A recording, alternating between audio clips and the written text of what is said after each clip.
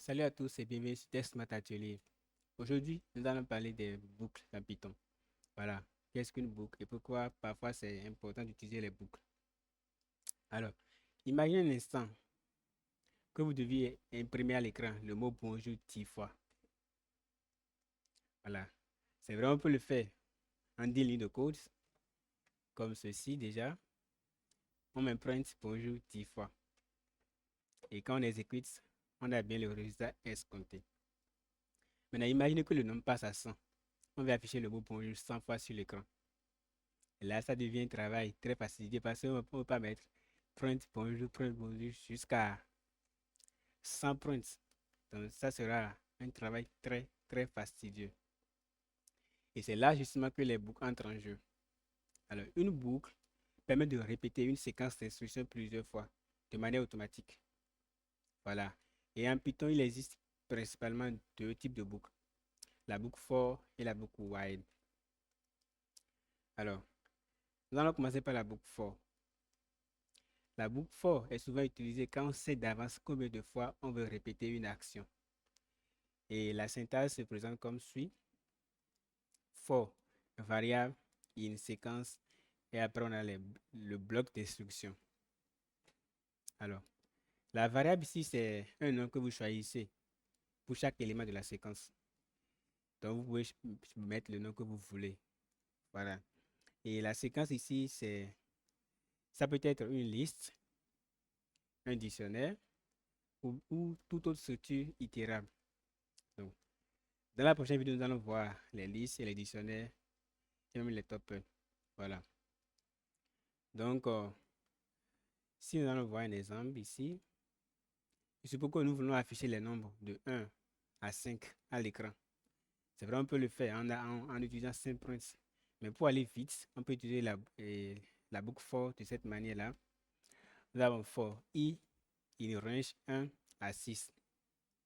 Alors ici, range 1 à 6 génère une séquence de nombres de 1 à 5. Et à chaque itération, la variable i prend la valeur suivante ou bien le nombre suivant dans cette séquence et l'affiche.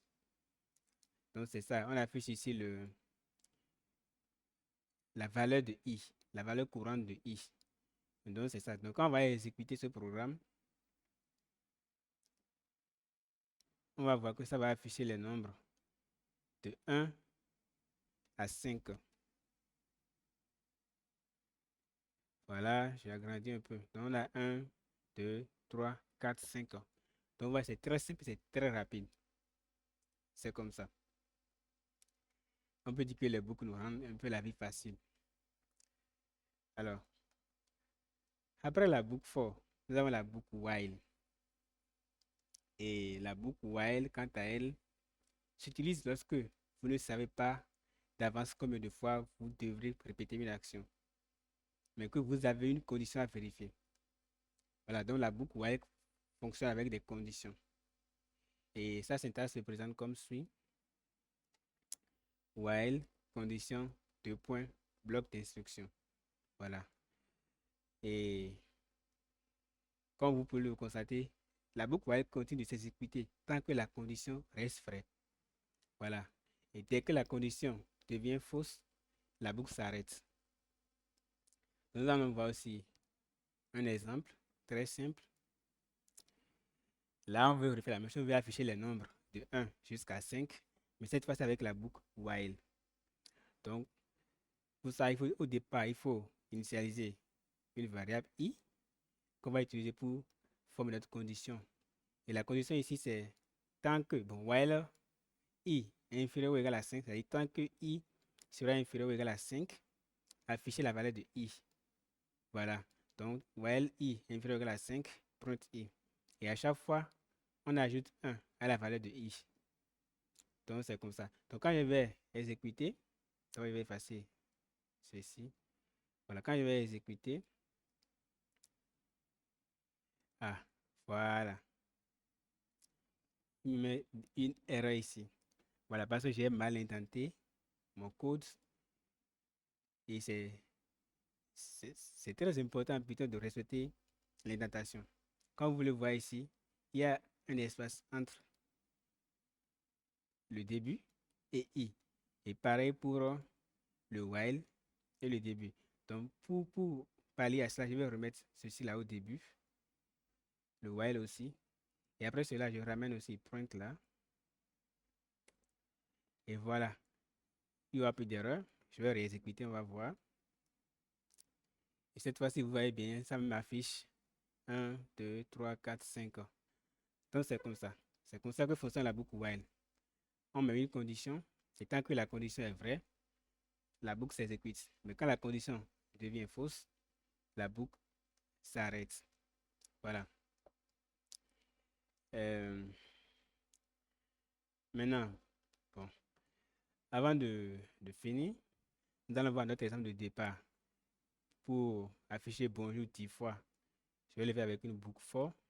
Donc, il suffit de faire for i in range 10.